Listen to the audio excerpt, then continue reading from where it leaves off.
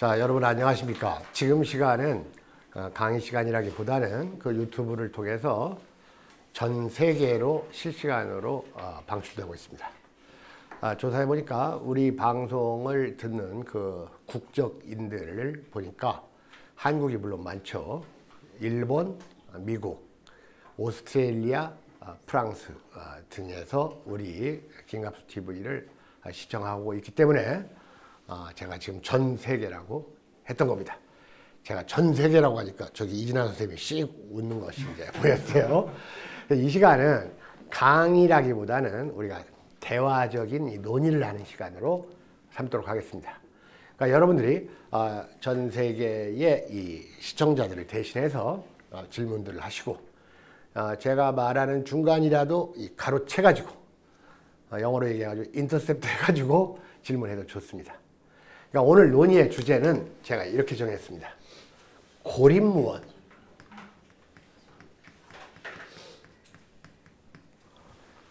고립무원, 사면초가라는 말도 쓰는데 이 고립무원의 이재명 그리고 반재명 동맹 이런 제목으로 한번 우리가 논의를 하겠습니다. 반명 연합군이라고 표현하는 사람들도 있는데 반재명 동맹 자 이렇게 이름을 한번 놨어요. 자 여러분들 알다시피 우리 자주인학회나 백권대학은 특정 정치인을 지지하지 않습니다. 그리고 특정 정치인을 배척하지도 않아요. 사안별로 평가를 하는데 이렇게 긴급 정세강연 실시간 방송을 마련한 취지에 대해서는 여러분들이 잘 알 겁니다. 특정 정치인을 지지하지는 않지만 억울하게 모해당하거나 또는 일방적으로 몰리는 정치인이 있으면 우리는 그 사실을 많은 사람들에게 알리는 이러한 일들을 그동안 함께 해왔습니다. 그래서 2012년 통합진보당 사태가 있을 때 통합진보당 사태가 무엇인지를 알리기 위해서 저는 수십 번의 방송과 강연 그리고 수백 편의 글을 쓴 바가 있습니다. 그리고 저의 그러한 노력은 하나의 보람도 없이 통합진보당은 와해되고 말았어요. 그러나 역사는 지금도 진행 중입니다. 아직 끝난 건 아니라 그겁니다. 자, 그래서 여러분 이미 그 뉴스를 통해서 여러분들이 봤죠? 이재명 지사의 부인입니다. 이번에는 이재명 지사의 부인 김혜경 씨가 이번에는 기소 의견으로 검찰에 송치됐다. 이런 뉴스를 봤죠? 기소. 그런데 문제는 바로 이 골뱅이 08 그 다음에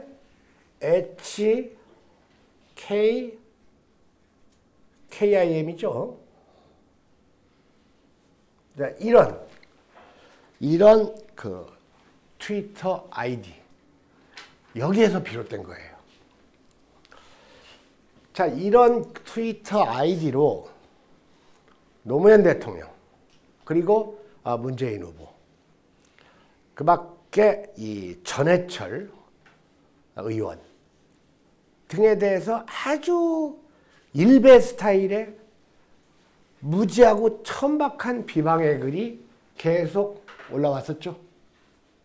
그러니까 바로 이게 누구냐? 그러니까 그런 거 보면 이제 기분 나쁜 사람들이 있을 거 아니에요. 누가 기분 나쁠까요? 욕 들어먹는 사람을 지지하는 사람들이 기분 나쁘겠죠. 그러니까 그들이 보니까 이게 뭘까? HK? 여기서 해경을 생각한 거예요. HK, 해경.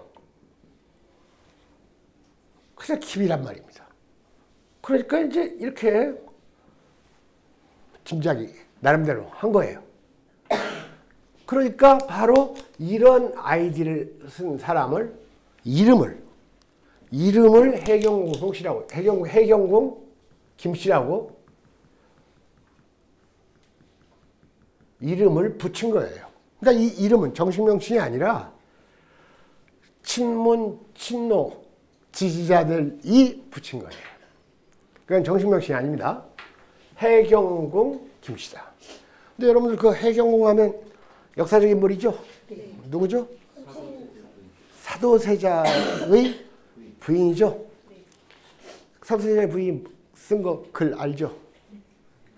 한중록이죠. 한중록은 첫 문장이 이렇게 시작합니다. 이모화변은 천하에 없는 변이라 이렇게 시작돼요. 그러니까 여러분들 사도세자는 어떻게 됐어요?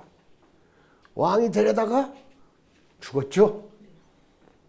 그러니까 여기다가 해경궁자를 붙인 거예요.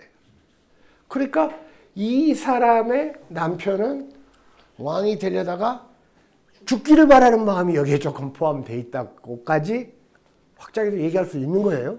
뭐 죽기까지야 바랐겠냐마는 왕이 좀 못됐으면 좋겠다 하는 생각도 있었죠.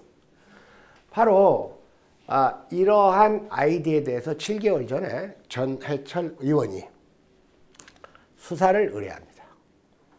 누군지 밝혀달라. 그리고 이 친문 지지자들이 신문 광고를 내죠. 신문 광고를 아주 간단하게 이 빨간색으로 해경궁 김씨 해놓고 해경궁 김씨가 누구냐 해놓고 이렇게 이렇게 자기 일렬 지지자 일렬이란 말을 써요. 이제 기호 1번이라는 뜻이에요. 그래가지고 그동안 7개월 동안 이게 누군지 좀 수사를 해달라고 했는데 그 수사 결과가 어저께 발표돼가지고 이 골뱅이 08 HK킴은 이재명 지사의 부인 김혜경 씨가 맞다라는 수사 결과를 발표했다고 했는데 발표했습니까? 발표했으면 누가 발표했는지 여러분들 봤어요? 그죠? 발표한 게 아니에요. 흘린 거예요. 흘린 겁니다. 흘렸고 발표는 이거 하나뿐이에요. 김혜경 씨를 기소 의견으로 검찰에 송치했다. 이 한 문장이 공식 발표고 나머지는 옛날 노무현 대통령 피의 사실 흘리듯이 논두렁식에 흘리듯이 빨대 꽂기식으로 흘린 거예요. 일단 거기서부터 여러분들이 좀 인식을 하셔야 됩니다. 빨대에 의한 피의 사실 흘리기를 지금 경찰이 공식 수사 발표한 것처럼 알려져 있지 않습니까? 그러니까 참 이 한국 사람들은 이 수단을 중시하지 않아요. 이게 어떤 수단으로 발표되었는가? 노무현 대통령 때 그렇게 당해놓고도 또 이게 공식 발표가 아니라는 것을 인식을 안 하고 있다 그겁니다. 그래서 처음 이 보도가 떴던 그 연합뉴스를 보면 사정당국에 의하면 이런 말이 나와요. 사정당국. 그럼 사정당국이 어디예요? 사정당국이라고 검찰, 법무부 해가지고 사정당국 하면 청와대 민정수석이 가장 대표적이죠. 그러니까 사정당국이라는 말은 실체가 없는 거예요. 그리고 또 찾아보면 경기 남부경찰청 사이버수사대. 그럼 어디에요, 대관자? 자, 그래서 어쨌든 일단 이런 문제는 왜 생겼느냐. 이건 사실 미국에 있는 트위터 본사에서 로그 기록을 제공하면 이게 누군지 금방 드러납니다. 근데 미국 본사에서 그걸 거부했기 때문에 이제 미공식으로 들어가는 거예요. 그러면서 왜 이게 김혜경이냐, 특정인. 그 이유를 제시했지 않습니까? 이것도 공식 발표가 아니죠. 공식 발표가 아니고 흘린 것이기 때문에 액면 그대로 믿을 수 없지만 일단 이 흘린 정보를 보면 성남에 거주하는 여성이다. 군대에 간 아들이 있다. 대학에서 음악을 전공했다. 그러니까 S대인데 숙대 같아요. 이것이 김혜경 씨의 개인 정보와 일치한다. 자, 이렇게 흘렸고, 그 다음에 2016년 7월 중순부터 아이폰에서 글을 썼는데, 이혜경 김씨가 바로 김혜경 씨도 거의 비슷한 시기에, 뭐 같은 시기라고 하는데, 그러려면 시기가 명시돼야 되는데, 안드로이드 폰에서 아이폰으로 휴대전화를 교체한 바 있다. 자, 이것이 바로 이 아이디가 김혜경이라는 확정은 아니죠. 확정은 아니니까 이제 구체적인 몇 가지 사안을 또 흘렸다 그겁니다. 근데 재미나요. 기사를 보면 경찰은 이것이 피의 사실이니까 구체적인 말은 하지 않겠다 해놓고 그 뒤에 구체적인 거 몇 개 얘기가 돼요. 그러면 무려 4만 건이나 되는 무슨 트위터를 뭐 분석했다고 그래요. 거기에서 결정적인 증거다라고 내세웠던 게 뭐냐. 이재명 지사가 중고등학교를 안 다녔잖아요. 그죠? 근데 대학에 갔습니다.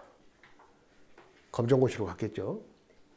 검정고시로 가고 이제 사법시험에 합격을 했는데, 그래서 중고등학교 다닐 때 그 교복 입은 학생들이 부러웠다. 그건 저도 이해가 돼요. 전 중고등학교는 다녔지만 충분히 이해가 돼요. 그래서 대학 졸업할 때, 대학 다닐 때 교복을, 옛날엔 대학생들 교복이 있었지 않습니까? 그래가지고 대학 졸업할 때 엄마하고 교복 입은 사진을 찍었는데, 그 사진을 김혜경 씨가 자기 남편 뭐 이렇게 홍보도 할 겸 또 애틋한 사진이니까 이걸 카카오 스토리에다가 올렸다 그겁니다. 카카오 스토리에 올렸는데 10분 있다가 이 혜경운 김씨가 이걸 트윗에다가 다시 올렸다. 이게 동일인이 아니라면 어떻게 10분 만에 이걸 다시 올리겠느냐 이거예요. 그러면서 은근히 이 김혜경 씨의 카카오는 지인에게만 공개돼 있었다라고 얘기했는데 이것도 불확실해요. 모두에게 공개로 돼 있대요, 지금은. 그러니까 이게 10분 간격이다.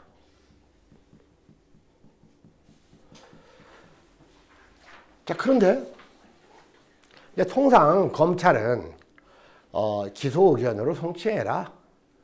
이게 이제 경찰한테 수사 지휘할 때 그냥 통상 하는 겁니다. 근데 문제는 지금 공직선거법이 걸려 있잖아요. 근데 여러분 공직선거법은 선거 끝나고 6개월이니까 6월 14일부터 계산해가지고 12월 13일에 공소시효가 끝나요. 3주밖에 안 남았다 그겁니다. 그래서 과연 3주에 검찰이 이걸 뭐 처음부터 다시 들여다보겠다 이런 말을 했는데 오히려 그런 말이 더 의심스러워요. 3주 동안 이걸 처음부터 어떻게 다 들여다봐요. 그래서 저는 이러한 사실이 검찰에 의해서 그대로 받아들여질 가능성이 매우 높다는 생각을 해봅니다. 자, 그런데 여기서 제가 이미 수사 발표의 비합법성, 불법성은 제가 얘기를 했죠. 그리고 두 번째로 성남 사는 군대 간 아들이 있는 음악을 전공한 이런 정도의 공통점은 얼마든지 더 있을 수가 있어요. 그런 사실로 동일인이라고 하면 사실은 얼마든지 있을 수가 있죠. 세상에는 비슷한 사람들 많습니다. 그 다음에 여기 10분 간격으로 올렸다고 해가지고 이게 같은 사람이 아니면 안 된다는 건 이건 명백한 논리적 오류입니다. 왜냐? 여기 그 김혜경 씨가 그 카카오를 올린 것은 먼저 있었던 일이에요. 10분 후에 혜경 씨가 이걸 트윗에다 올린 것은 나중 일 아닙니까? 이런 걸 우리가 선후관계라고 하는 거예요. 이렇게 선후관계를, 단순한 선후관계를 필연적인 인과관계로 지금 경찰은 해석하고 있다 그겁니다. 이런 걸 논리에서 원인 오판의 오류라고 하는 거예요. 학교 시험 보러 가는데 아침에 버스가 한꺼번에 막 3대가 오는 거예요. 평소엔 잘 안 오던 버스가. 그러더니 그날 시험 보러 가가지고 시험 망쳤어. 그러더니 어쩐지 아침에 버스가 3대가 한꺼번에 오더니 시험 망쳐. 그것 때문에 시험 망치는 징조였다. 이런 게 단순한 선후관계를 인과관계로 보는 거예요. 이런 건 명백한 논리적 오류로서 증거가 될 수 없습니다. 여러분, 우리 인간 사회는 우연한 시간적 일치는 아주 흔합니다. 제가 옛날에 아침에 병원을 가는데 택시를 탔어요. 병원에서 한 2시간 정도 진료를 받고 좀 기다리는 시간도 있었고, 나와서 다시 택시를 딱 잡아서 탔는데 보니까 아침에 갈 때 탔던 택시하고 똑같은 거예요. 그래서 아저씨가 어떻게 참 아까 그러니까 저뿐만 아닙니다. 옛날에 우리 어머니도 택시를 많이 타고 다녔는데 우리 어머니가 어느 날 저녁에 택시를 탔더니 어른이 어디를 그렇게 많이 돌아다니십니까? 기사가 그러더라는 거예요. 그걸 보니까 그런 말 들으니까 우리 어머니가 기분 나쁘지. 당신이 뭐 나 돌아다니든 말든 뭔 상관이야 이제 이렇게 했더니 아니 아침에도 우리 차를 타셨기에 그런 말 하는 겁니다. 이 넓은 서울에서 아침에 탔던 택시를 쳐야 돼. 자, 내가 병원에 오갈 때 탔던 택시와 나 사이에 무슨 약속이나 합의가 돼 있었습니까? 아니요. 우리 어머니와 그 택시가 합의가 돼 있었어요? 아니요. 이게 인간 세상에서 벌어지는 일들이에요. 그러니까 세상은 의심하다 보면 한도 끝도 없는 겁니다. 게다가 이 수사 결과가 몇 시에 흘러나왔는지 아세요? 오늘이 일요일이니까 어제가 토요일이죠? 토요일 아침 7시에 흘러나왔어요. 아침 7시에. 주말 아침 7시에 이런 걸 발표해요? 이것도 너무 이상하지 않아요? 자, 16일 오후에 강원도 양구군 소재 최전방 PC에서 총기 사고가 발생해가지고 병사 하나가 죽었죠. 그리고 같은 날 드루킹 댓글 조작 사건으로 김경수 경남지사가 재판을 받기 위해 서울중앙지방법원에 출석을 했습니다. 그리고 리종혁 아시아 태평양 평화위원회 부위원장 등 조선 측 인사들이 바로 이재명 지사를 만나서 이재명 지사를 방북 초청하고 이재명 지사는 육로를 통해서 가고 싶다는 의사를 표했고 이 만남의 성과가 여러분 리종혁 선생은 거물급입니다. 북에서 대단히 존경받는 외교 원로예요. 그래가지고 이게 이재명 지사의 그 대북 그 접촉 실적이 발표되는 날이에요. 그렇게 봐야 돼요. 자, 그러니까 이런 것도 이 발표 시점의 변칙성. 자, 이런 걸 생각하지 않을 수 없다 그겁니다. 자, 여기까지 지금 실시간 방송을 한번 해봤는데 여러분들은 지금까지 뭐 의문이 있으면 제 말에 의문이 있거나 이의가 있으면 한번 말씀해 보시기 바랍니다. 거기 혹시 그저 휴대폰 켜놓고 있는 사람 있으면 뭐 올라오는 거 중에서 쓸만한 것만 저한테 얘기를 해주세요. 쓸데없는 것은. 자, 여기까지 됐습니까? 네. 자, 그러면 우리가 흔히 하는 말로 이런 말은 제가 알기로는 그 강준만 선생이 김대중 죽이기라는 말을 처음 쓴 이래로 우리나라에는 그 죽이기라는 말 이제 이게 유행을 했죠. 웬만하면 누구 죽이기다. 그래가지고 홍준표도 홍준표 죽이기라는 말을 쓰대 보니까. 그죠? 그렇게 한다면 이재명 죽이기라는 말이 얼마든지 저는 성립할 수 있다고 봐요. 이재명 죽이기. 자, 여러분 이재명 지사가 8월 초에 수원지검에 변모 변호사로부터 6.13 지방선거 때 치적 홍보를 과장했다는 이유의 선거법 위반으로 고발을 당했어요. 그리고 9월 18일에 서울 서부지검에 시민 정모 씨가 무고죄로 고발을 했어요. 그리고 같은 날 서울 남부지검에 김부선 씨가 공직선거법과 정보통신법 위반으로 고소를 했고 9월 28일에는 서울 동부지법에 김부선 씨로부터 3억 원 손해배상 소송을 제기당했습니다. 자, 이걸 보면 또 어떤 생각이 듭니까? 북부지검만 좀 서운하게 됐어요. 어쨌든 이 성남에서 이 세 개의 지검을 다 다니려면 뭐 거리가 뭐 300리길이다 이제 이런 말도 있는데 제가 이런 말을 썼습니다. 죽이기, 괴롭히기라고 할 수가 있어요. 뿐만 아니라 이 같은 당 경기도지사 후보 경쟁 후보였던 전해철 의원은 해경궁 김씨 건으로 고발을 했다가 한 달 전쯤에 취하를 했죠. 그런데 이 취하는 아무런 의미가 없어요. 왜냐하면 전해철 의원만 했으면 의미가 있는데 이미 이정열 변호사, 전 판사죠. 뭐 가까새끼 짬뽕인가 뭔가 그거 생각나죠. 네.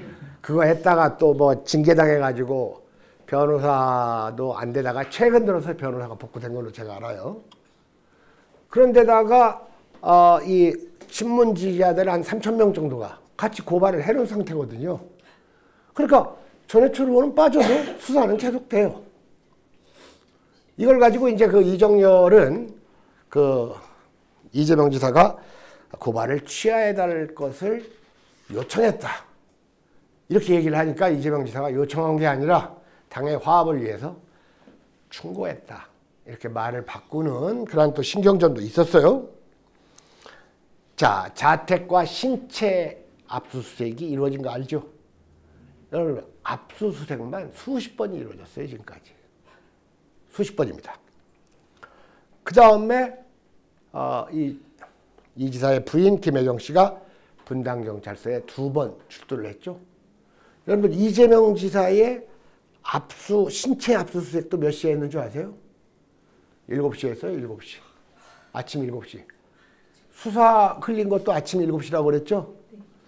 여러분들 그 요즘 웹하드 해가지고 그 뭐 양모 씨가 양진호인가요, 이름이? 네. 양진호는 9시에 했어요, 9시에. 2시간, 시간으로 볼 때. 사실, 저는 그 압수수색을 안 당해봤지만, 아침 이 해장부터 확 들이닥치면, 스트레스나 압박감이 적지는 않을 것 같아요. 그러고 있는데 민망하게도 신체 부위에 점까지 폭로돼가지고, 이 지사가 이거 아주대병원 가가지고 그 정밀검사를 받았죠. 자, 이런 일이 있으니까 최근 들어서 이건 제가 직접 그 소설을 찾아보지는 않았는데 제가 페이스북을 통해서 본 건데 공지영의 소설 중에 지문 중에 남자 점 갖고 얘기하는 그 대화 장면이 있습니다. 소설에. 그래요. 자, 그런데 이렇게 수많은 고소, 고발 그리고 흠집내기에도 불구하고 결정적인 증거가 나오지 않았지 않습니까? 요즘 또 우리나라 언론들이 툭하면 이 모양주의가 심해가지고 그냥 물증이라고 하면 되고 물증 또는 확증이라고 하면 되는데 이걸 뭐 스모킹 건이라고? 난 스모킹 건이라고 하길래 무슨 담뱃대가 권총처럼 된 건 줄 알았어 처음에. 어? 권총용으로 그 담뱃대 쓸만하다. 옛날 라이터도 권총식으로 된 거 있잖아요. 어? 그러니까 말 그대로 물증, 확증, 스모킹 거는 나타나지 않았다 그겁니다. 예전에 통합진보당 때는 우리의 그 진중권 선생이 상당히 그 무리도 하고 잘못 알고는 있었는데 이번 사태에 대해서는 잘 아는 것 같아요. 그래서 왜 이렇게 오랫동안 이 수사가 안 되고 있냐 하면서 증거가 없기 때문에 안 되고 있다. 이런 말을 어느 방송에서 제가 하는 걸 봤어요. 그러니까 그 진중권 선생하고 같이 그 토론을 하던 극문파가 경찰한테 물어봤어요? 뭐 이렇게 또 대꾸하는 걸 제가 본 적이 있습니다. 저도 이런 거 좀 논의하려면 안 볼 수가 없어요, 그런 거. 그래서 이제 밤에 자꾸 보고 메모도 해놓고 그러는데 사실 이게 아주 무슨 좋은 학습은 아니지만 여러분들 현실을 제대로 아는 것만큼 좋은 공부는 없습니다. 그래서 우리가 가끔 하는 그 긴급 정세 강연이라고 생각을 하고 여러분들이 들어주시기 바랍니다. 아까도 얘기했지만 우리는 특정 정치인을 지지하지 않습니다. 모해받거나 압박받거나 지금 야 3당에서 일제히 거취를 결정하라는 대변인 성명을 냈잖아요. 자, 여러분들 뭐 자한당이나 바미당에서 낸 것까지는 내가 알겠는데 그 정동영 씨가 있는 민주평화당에서도 그런 성명을 낸 건 저는 좀 납득이 안 돼요. 아마 그 대표하고 대변인하고 따로 노는 정당인가 하는 생각도 들어요. 그리고 지금 사실 민주당과 정의당에서는 기다려보자 그랬는데 어떻게 보면 이 기다려보자라는 기계적 중립만큼 비겁한 게 없는 거예요. 통합진보당 사태 때도 그랬지 않습니까? 그리고 무엇보다도 그저 자기 이름이나 내가지고 떠드는 논객들이나 또는 기레기가 아니고 언론계 사람들이나 그렇지 지식인이라는 사람들이 다 입을 봉하고 있잖아요, 지금. 따라서 이런 걸로 볼 때 과연 이재명 지사를 말 그대로 죽이려는 거대 암흑 세력은 있는 게 아닐까 하고 의심을 품는 것은 합리적 태도다 그겁니다. 저는 그렇게 생각합니다. 여러분 어떻게 생각하십니까? 시청자 여러분 어떻게 생각하십니까? 합리적 의심을 충분히 가져볼 만하다 그겁니다. 자, 그러면 그 전에 SBS라는 곳에서 얼마나 왜곡 조작된 보도를 했습니까? 마치 이 기사가 성남의 폭력조직 국제마피아 61명이 검거된 사건에서 2명의 피고인에 대한 변론을 맡아서 2차례 법정에 출석했다. 아니 변호사가 조폭 변호하면 안 됩니까?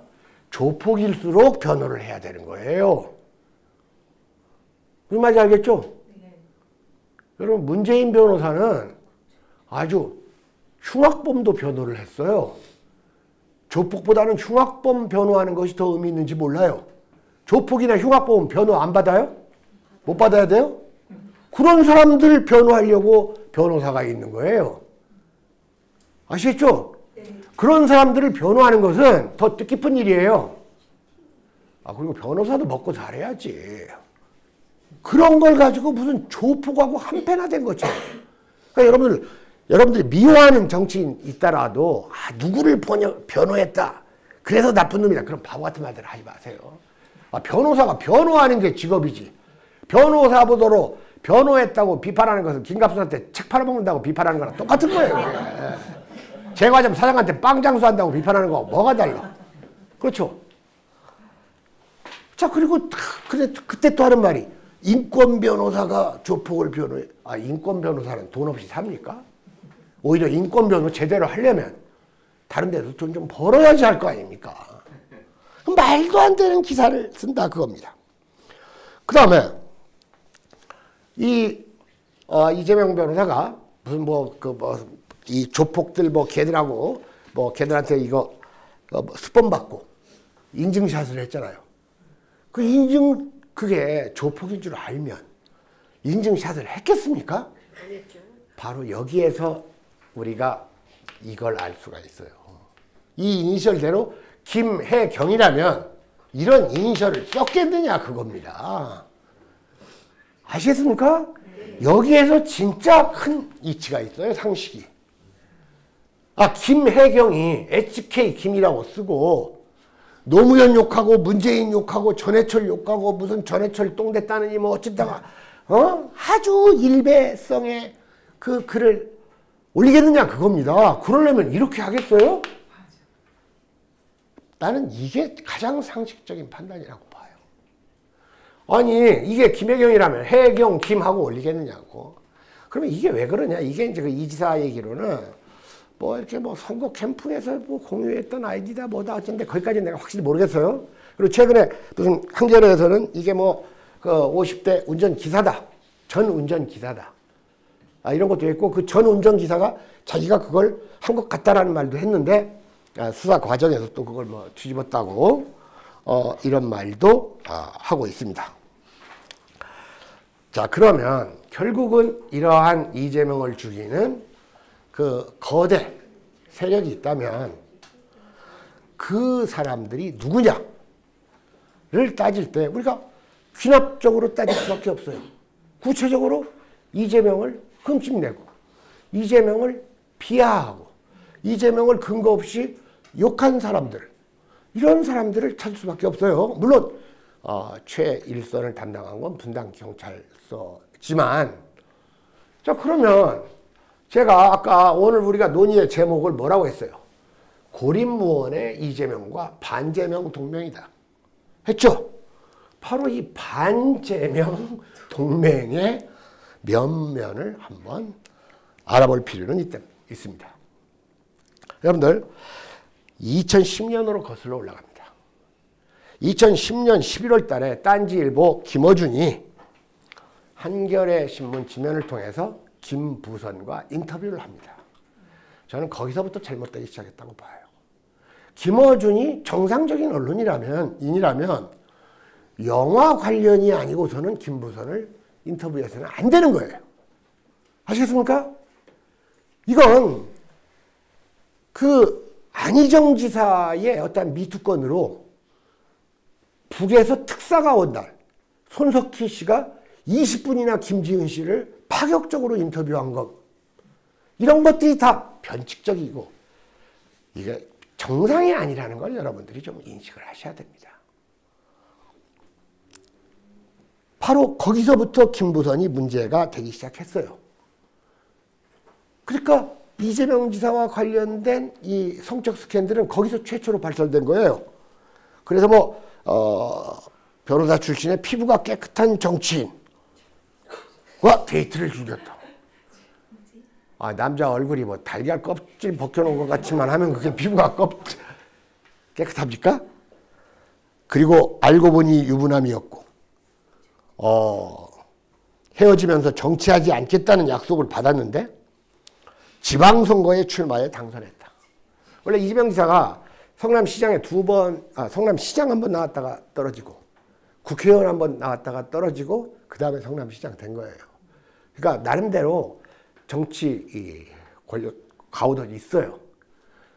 다만 이제 이재명 지사의 저는 오늘 이런 실시간 방송을 하면서 이재명 지사가 착한 사람인지 안 착한 사람인지 그건 제 관심사항이 아닙니다. 그 사람이 좋은 사람인지 나쁜 사람인지 뭐 내가 같이 살 것도 아니고 그렇지 않습니까? 억울하게 당하는 것을 변호를 할 필요가 있다 그겁니다.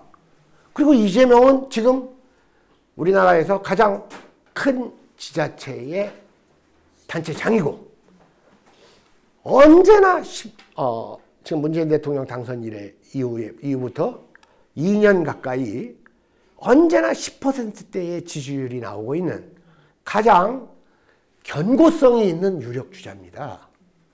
그렇기 때문에 우리는 이러한 아주 중대한 현실에 대해서 논의를 할 필요가 있다 그겁니다. 그래서 그냥 유행어로만 그래가지고 이재명 지사의 이제 그 당시는 성남시장이죠. 그래가지고 이재명 지사를 부를 때 이제 총각 이게 총각이라고 가짜 총각이라고 이제 별명을 붙인 것이 좀 회자됐었죠. 그게 바로 김어준과의 인터뷰 때문에 비롯된 거예요. 그래서 참잠했었는데 2018년 5월 29일입니다. 6.13 지방선거를 2주 앞두고 출마했는지 안 했는지 전혀 존재감도 없던 김영환이라는 바미당이죠, 이 사람이. 네. 이 사람이 존재감도 과시할 겸 터뜨렸잖아요, 김무성 건을. 그렇죠? 그 당시에 이게 김영환의 그 지지율이 2% 내지 3% 정도. 원래 지지율은 3% 이내는 의미가 없는 거예요. 그건 이게 기표하다가 손가락 이렇게 잘못 가면, 최대한도로 잘못 가면 3%까지 나옵니다. 그걸 터뜨렸다 그겁니다. 그러면서 뭐 형님 부부 쌍욕, 정신병원 강제 입원, 무차별적으로 이 토론회에서 자기가 감옥 갈 각오로 합니다 하면서, 그러니까 제가 보기에 그 진중권 선생이 좀 철이 들은 것 같아요. 그래가지고 김영환 씨 감옥 가셔야 됩니다, 뭐 이런 말도 하대요. 그러니까 사람이 계속 잘못할 수는 없어요. 계속 잘못할 수.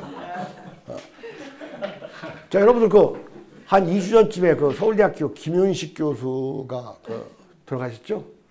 그분 저서가 한 200권 된다고 하잖아요. 그죠? 하여튼 문단에서는 막 많이 쓰는 걸로 막 이렇게 알려진 분입니다. 저도 한번 이렇게 만난 적이 있는데 막 악수할 때 막 열심히 합시다 하고 막 악수하고 그래요. 그러니까 그렇게 많이 쓰다 보면 가끔 한 권은 좋은 게 나오는 거예요. 알겠습니까? 그리고 그분은 또 밤잠이 없다고 그래요. 그러니까 공부를 열심히 해요. 밤잠이 없는 것은 또 개인 사정일 수도 있다, 이제 이런 우스갯소리가 좀 있었는데. 자, 그런데 이제 여기에 이러다 보면 또 별 사람들이 다 끼어들어요. 그래서, 바로, 6월 7일에 연세 조슈아 병원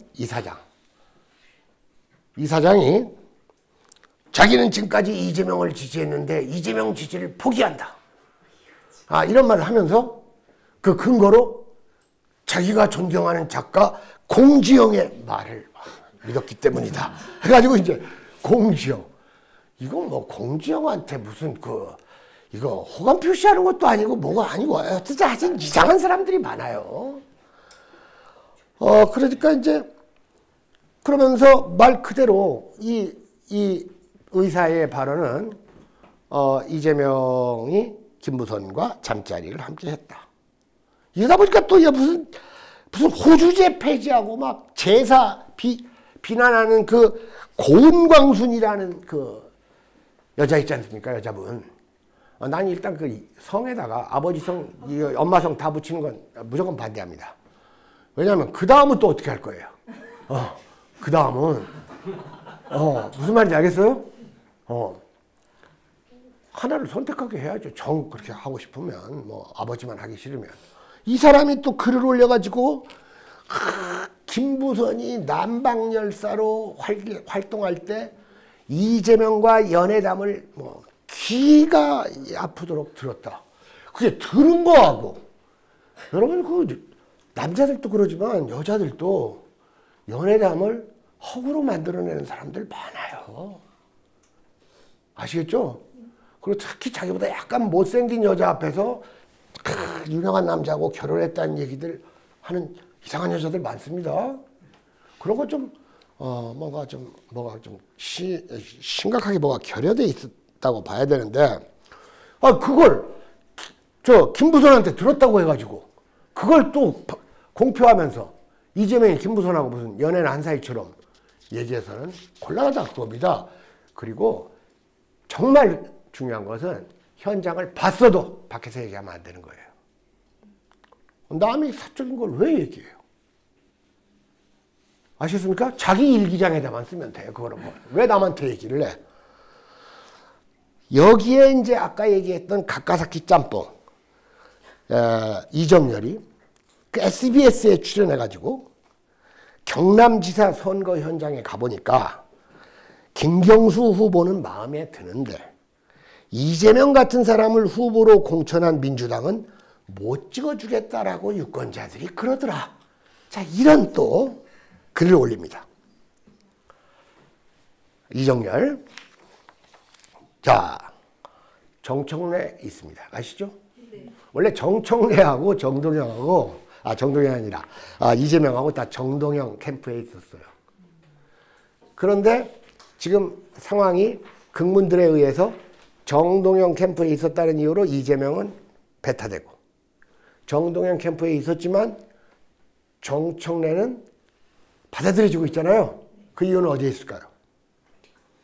정청래는 대선 주자 지지율이 안 나오는 사람이니까 그러는 거예요.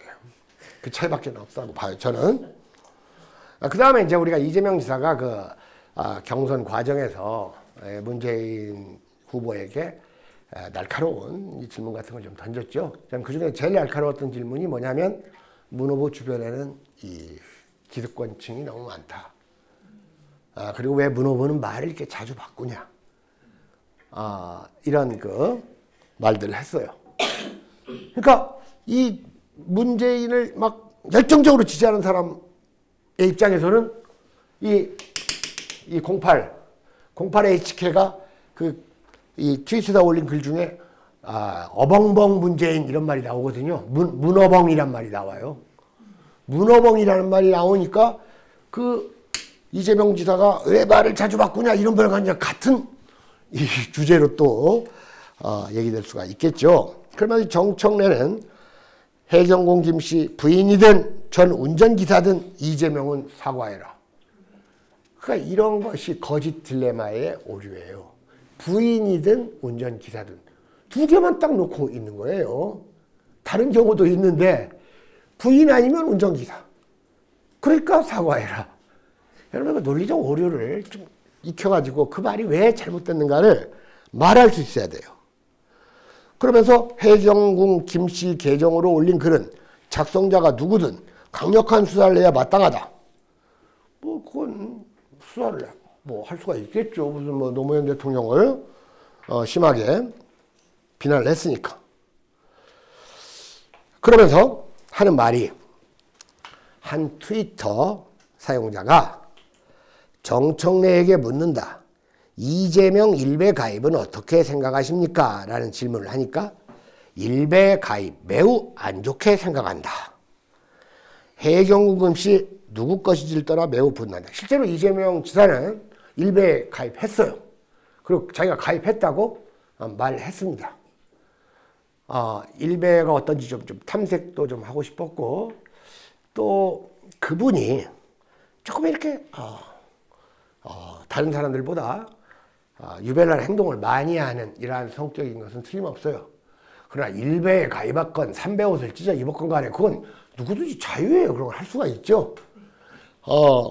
그래서 이제 그런 것들을 가지고 이 정청래는 이재명 후보와 관련해 큰 문제가 된 이상 당 지도부에서 분명한 입장 발표를 해야 한다. 자, 이런 식으로 이제 살살 이재명을 이렇게 깎아내리는, 폄하하는 발언들을 했다 그겁니다. 그리고 이제 어제 그 수사 결과가 나오니까 전해철 의원이 어떤 반응을 보이는지 아세요? 뭐라고? 이런 결과가 나온 것을 보니 매우 당혹스럽다. 자, 이게 대체로 이 친노 친문 정치인들의 화법이에요. 그리고 저는 이런 화법의 원천은 유시민 선생한테 있다고 봅니다. 여러분, 통합진보당 당시에 유시민 선생이 어떤 식으로 말했는지 기억나죠? 네. 혹시 좋은 질문 들어온 거 있습니까? 없어요? 강의를 워낙 자세하게 하니까 질문. 자, 여러분들, 이재명 지사는 64년생입니다. 64년생이고 경북 안동이 고향이죠. 그리고 전해철 의원은 62년생입니다. 그리고 전라남도 목포에서 초등학교를 다녔고, 둘 다 어려움을 무릅쓰고 사법고시에 합격을 했고, 무엇보다도 이재명 지사는 입지전적으로 자기의 삶을 이뤄나갔다면 이 전해철 의원은 이 친노, 이 노무현 대통령을 이제 잘 보좌하고 아주 그래가지고 2006년부터 2007년, 그러니까 이 노무현 대통령의 임기가 끝날 때까지 대통령 비서실 민정수석을 했죠. 자, 그래서 이제 그리고 지금 국회의원이죠. 그러니까 안산 상록갑 국회의원이에요. 자, 그런데 이제 이런 전해철 의원이 경기도지사를 출마하겠다고 하면서 무슨 말을 했냐면 이재명 시장은 당에서 일을 해야 한다. 대권 주자가 당에 있어야지. 당 밖에 있으면 안 된다 해가지고 이제 경기도 출마를 하지 마라. 이런 식의 얘기를 했어요. 그러니까 이제 어떤 기자가 이 전해철 의원한테 문재인 대통령과 상의했느냐, 출마를. 그러니까 이제 전해철 의원이 또 이 유시민화법으로 대답을 합니다. 문 대통령이 반대하셨더라면 제가 당연히 하지 않았을 것이겠죠. 이렇게 대답을 해요. 그 말하는 게 아까라고 얘기하면 지금 방송 듣는 사람들은 아까 안 들어서 그 조선시대 우리 그 선비들 그 말하는 거 보세요. 얼마나 정확합니까? 그런 식으로. 그냥 이건 뭐 문 대통령하고 상의했다는 것을 은근슬쩍 보여줬지만 상의 안 했을 수도 있고 이런 화법들. 지금 여러분들은 지금 많이 달라졌지만 옛날에는 제가 말 정확하게 하면 막 제가 너무 세게 하는 것처럼 스트레스 받는 사람들 있었는데 지금 안 나와요, 여기. 그러면서 이제 당연히 이재명 측과 전해철 측의 사이가 나빠졌겠죠. 그래가지고 그 전해철이 경기도 도당위원장이 되잖아요. 그러니까 경기도 지방의 의원들이 너나 없이 전해철 지지를 선언을 합니다. 힘이 어디로 갔는지 아는 사람들이. 그러니까 이제 이재명 씨도 좀 열받았겠죠. 이재명 씨도 이 말을 조금 흠잡힐 말을 가끔씩 해요. 그러니까 옛날에 좀 이렇게 장애인들을 좀 비하하는 발언, 뭐 이렇게 막 짝짝이 눈이 뭐 어쩌고 돼가지고 해가지고 이제 사과를 했죠. 사과를 했고 바로바로 또 사과해요. 잘못된 것은. 제가 예전에 그 이재명 씨가 그 성남 시장할 때 유승준 알죠? 유승준이 이제 그 커나가는 아이가 고국에 가고 싶다고 하는데 좀 입국하게 해달라. 그걸 가지고 이재명 시장이 그냥 이 군대도 안 갔다 오는, 자기도 군대 안 갔다 왔잖아요. 이재명 시장 팔 아파가지고 군대도 안 가가지고 뭐 뭘 대한민국에 오려고 하냐고 막 페이스북에 그런 글을 썼어요. 그래서 내가 이재명 시장님 끈 떨어진 가수 가지고 흠잡지 말고 군대 문제 흠잡고 싶으면 황교안이 병역면제를 가지고 얘기하셔. 내가 그럴 때 대뜸 이재명 시장이 그 김갑수 선생 그 이상한 사람이라는 식으로 이렇게 글을 또 올렸어요. 그래서 내가 나는 이상한 사람이 아니다라고 이제 그랬더니 뭐 모르겠습니다. 이런 공개도 이재명 시장이 좀 솔직한 건 있어요. 저한테 메시지 보내가지고 소주 한 잔 이렇게 하자고 해서 첫 번째는 대답을 안 했고 두 번째는 제가 거절을 했습니다. 저는 뭐 이걸 자랑스럽게 얘기하는 거 아니에요. 제가 만날 일이 없거든요. 그래서 그런 거예요. 그건 바쁜 사람이고. 그랬던 적이 있습니다. 그래서 저는 저 개인적으로는 내가 이재명 시장이 좀 괜찮은 사람이 아닌가 하는 생각을 한 에피소드가 하나 있는데 좀 특이합니다. 이분이 그 성남에 시장에 가가지고 그 시장에 있는 어떤 사람이 자꾸 이재명 시장한테 막 비판하고 막 손가락질하고 그러니까 처음에는 좋게 얘기하다가 자꾸 얘기해도 뭐 안 들으니까 열받아가지고 당신 지난번 선거 때 나 찍지도 않았잖아 막. 그래 내가 그 얘기를 듣고 저 사람이 좀 솔직한 데가 있는 사람이다 하는 생각을 좀 한 적이 있습니다.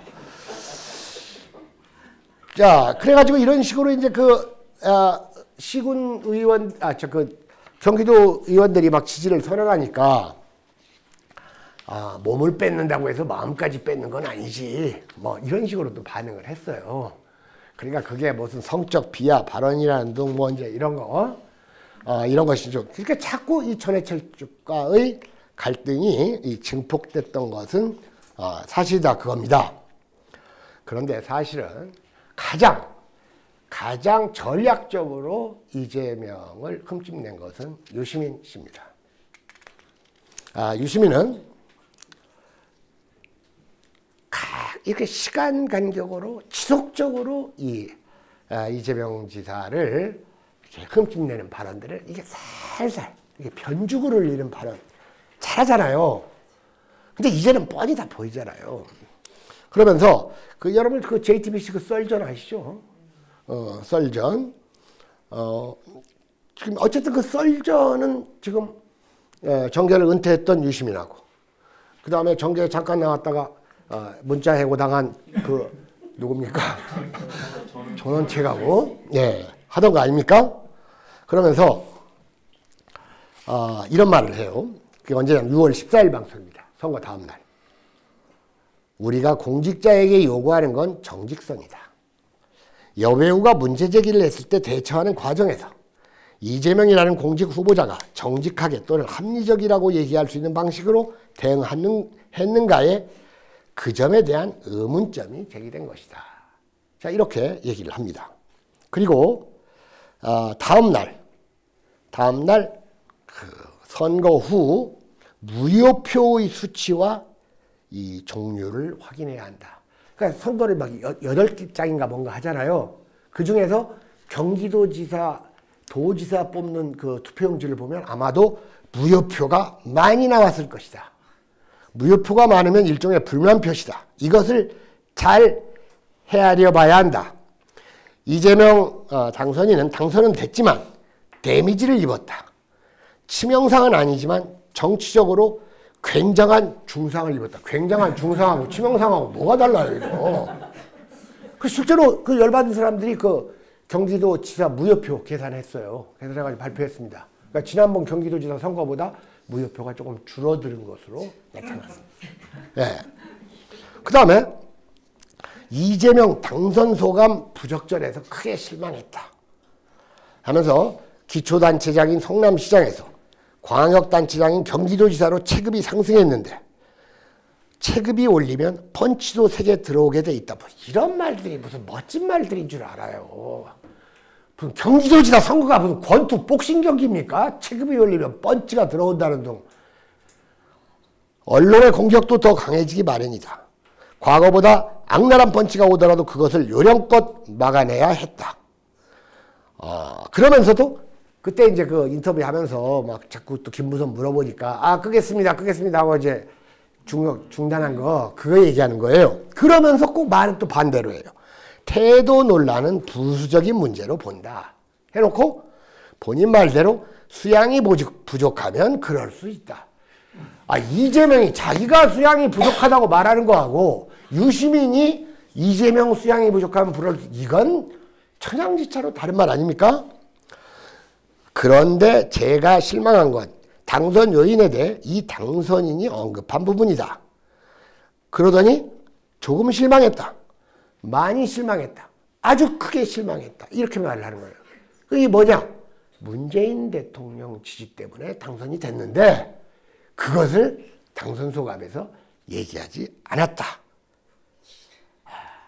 그러면서 내가 당선인이었다면 당선이 확정됐을 때 선거 기간에 불미스러운 논쟁이 있었으나 큰 표차로 이긴 것은 집권당인 민주당에 경기도민들이 힘을 실어주고 싶었기 때문에 표를 얻었다고 생각한다 라고 말했을 것이다. 자, 이런 말을 합니다.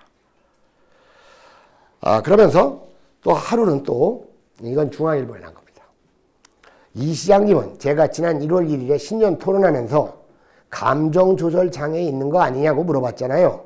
그게 최대 약점이라니까. 이재명 시장님은 저 사람이 지난번 대선 경선 때는 조금 조절 장애가 있었던 것 같은데 그 사이에 훌륭하게 극복이 됐구나. 이것만 확인이 되면 또 지지율이 2배 오를 겁니다. 자기가 이렇게 충고를 했다는 겁니다. 자, 그러면서 유시민 씨는 이번에 유권자는 이재명 후보의 여기까지다라고만 생각하고 찍었을 것이다. 그러니까 도지사로까지만 내가 찍어주겠다. 그러면서 이재명의 도지사보다 높은 선거의 도전을 미리 차단하려는 의도가 보였죠. 자, 그러고 나서 노무현 재단 이사장으로 취임을 했죠. 취임하고 일성이 노무현 대통령을 비방하고 폄훼하는 자들은 엄정하게 대처하겠다. 이 말을 했어요. 노무현 대통령 비방하고 폄훼한 이걸 떠오르게 하더라 그겁니다. 그래서 저는 지금까지 나온 언급된 이 사람들을 바로 여기 반제명 동맹군이라고 이름을 붙이겠습니다. 자, 여러분들 지금 1시간이 조금 넘었는데요. 마무리를 좀 하도록 하겠습니다.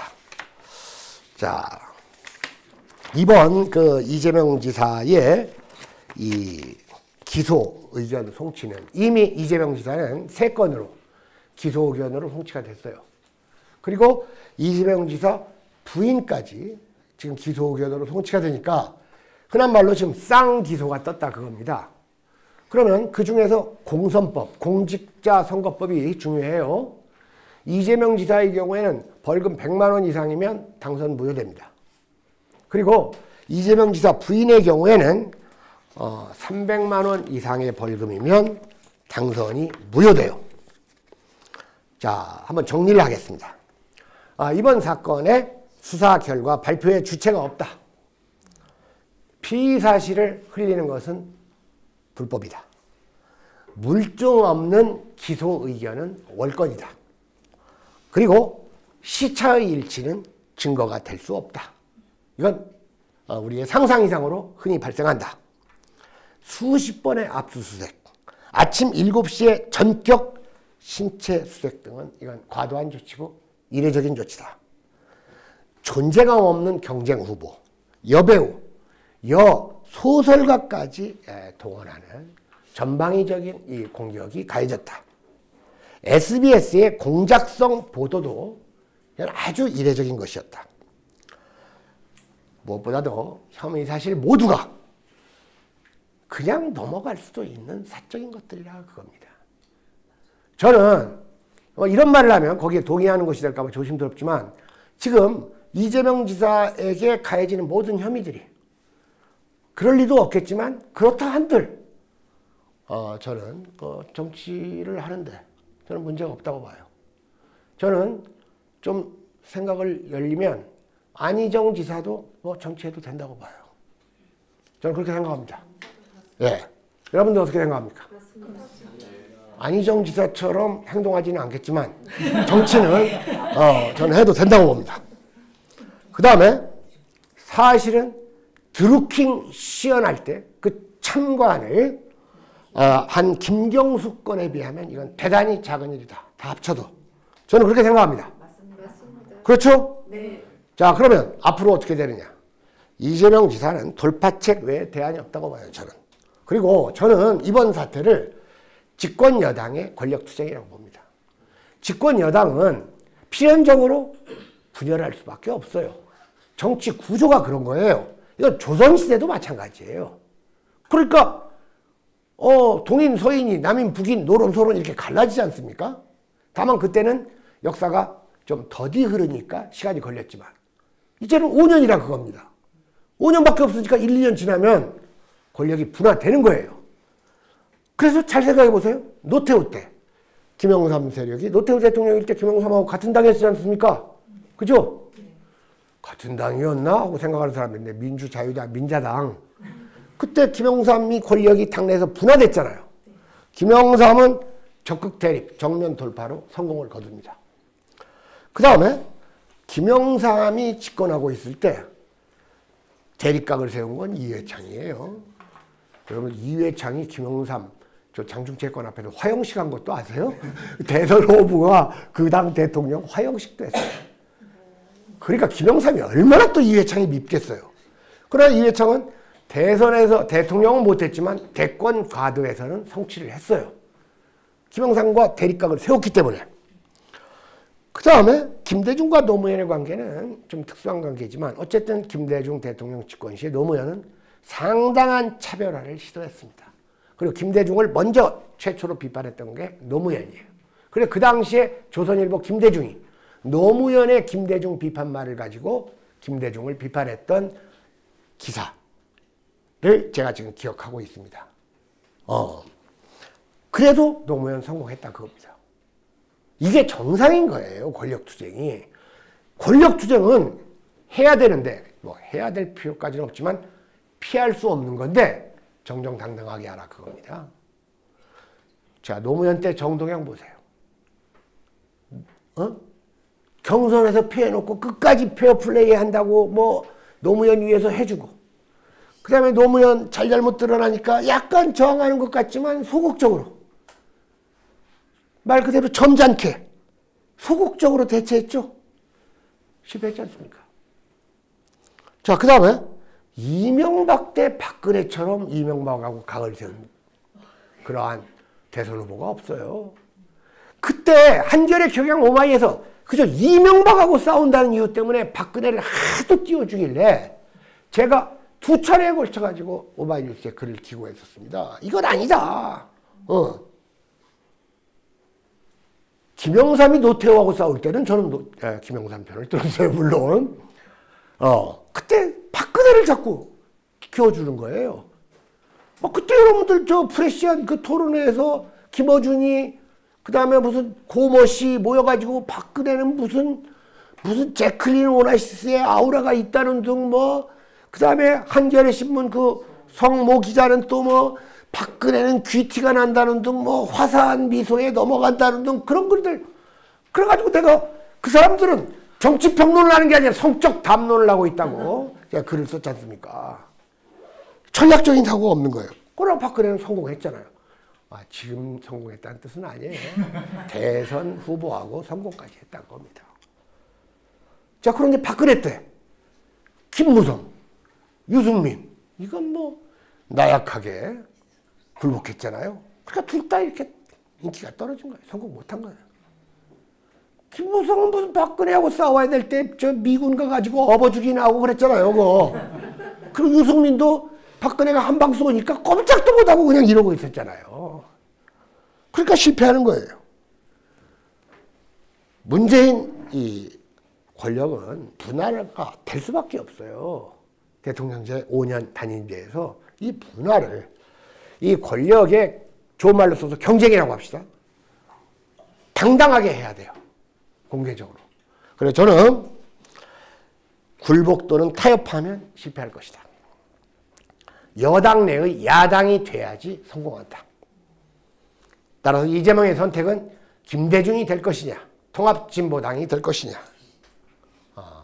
여기에 달려있고 무엇을 선택하느냐는 이재명 지사와 지지자들의 몫이라고 생각합니다. 저는 객관적 사실을 있는 그대로 얘기를 했습니다. 제 말은 끝났습니다. 뭐 질문 없습니까? 질문 없으면 끝내겠습니다. 예.